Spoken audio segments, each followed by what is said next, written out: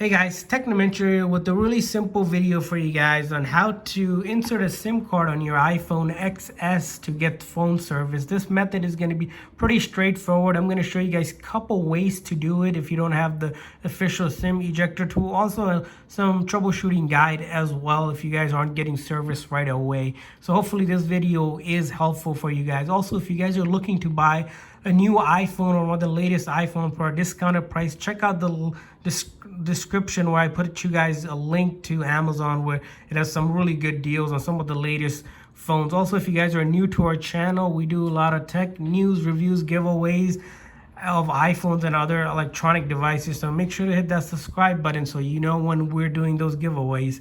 So what you want to do is whenever you get your phone, obviously power it on. If it's not powered on, you can also do it powered off. It doesn't really matter. What you're going to do is locate this pamphlet, which is the instruction manual. I know a lot of people throw this away when they get a phone because they're really excited and don't care about it.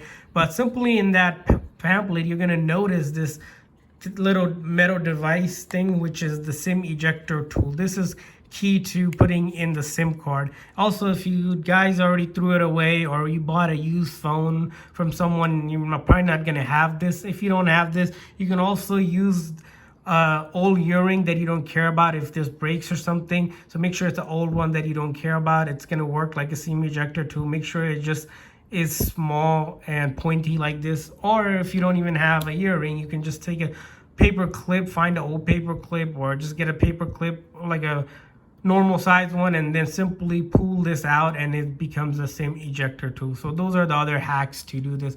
You can also find any other kind of tool that you have that aligns with kind of this pointy thing. You don't want to get too sharp one. You want to get one just about this size and it'll do the job for you guys.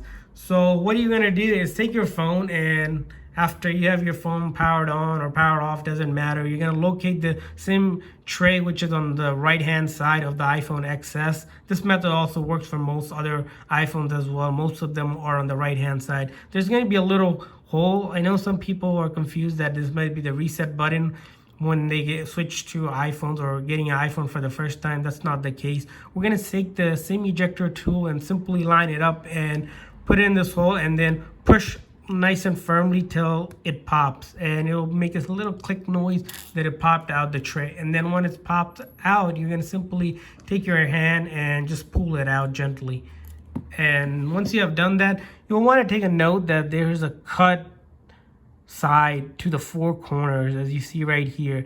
This is a neat trick to do it because you're going to want to take your SIM card next. Here I have a SIM card, and then with the numbers of the SIM card facing up or your carrier name, you're going to line up this cut piece you see right here with that, and it should be flushed out. So this takes a little bit of maneuvering, but once you have done that, it's flushed against the SIM tray. And then you're going to go ahead and push it right back in however you got it. Line up the holes again, and then nice and gently press it in till it's flush. It shouldn't pop out or anything like that. Once it's flush, you will start reading the service on your SIM card. As you can see right now, it is reading Cricket, which is my carrier here on the phone, and we have service and we're good to go making calls and whatnot.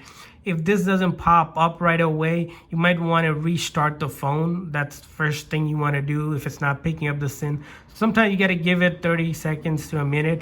Also, with some carriers like Metro PCS and other carriers, I noticed if the SIM card isn't reading and if the SIM card is reading but you're not getting any service yet, you might have to call your carrier or the company that you're getting service from and let them know you have a new phone. In that case, they'll ask you for the IME number of the phone. The IME number can be found in simply going to the settings and then general about, and then you'll notice the IME number is down here, the IME number. Give them that 15-digit code and you'll be good to go, and they can add it to their system. Other thing is, if the phone is not supported by that carrier, will get a SIM not supported. In that case, you're going to want to unlock it from a previous carrier if you bought it used so that you can get service. Or my thing is, whenever you guys are buying a phone, always buy it out of contract or not some of phones that are factory unlocked. That way you can use it on any carrier. If you have a phone that's unlocked, it will work on most phones. If it's a GSM unlocked, it will work with GSM carriers. If it's a CDMA one, it will work for CDMA carriers. If you don't know what that means, Google it or simply ask your carrier what kind of phones they support. Most carriers support unlocked devices. There are a few carriers that require you to buy specifically phones from that carrier or its subcarrier. So if it's an AT&T phone, it will work on AT&T and its subcarrier. Subcarriers are companies that are owned by the bigger companies and they use the same tower. That's why they work. A T-Mobile phone, for example, will work on T-Mobile and Metro PCS, Simple and Straight Talk, some other carriers that they are subcarriers of. So you're going to want to note of that before you even buy a phone, because if it's not compatible, it's not going to work and you're not going to be able to get a service, and then you're going to have to buy a new phone. Also, if you guys are looking for a new phone like a new iPhone 11 Pro or iPhone 11, check out the link in the description where you can get it for really a good deal, and I'll check out other unboxing video for as well. Hopefully this video was helpful if you guys are looking to get service. If you have any other questions or concern, leave a comment in the comment section. I'll try to answer that for you guys. Thanks for watching, guys.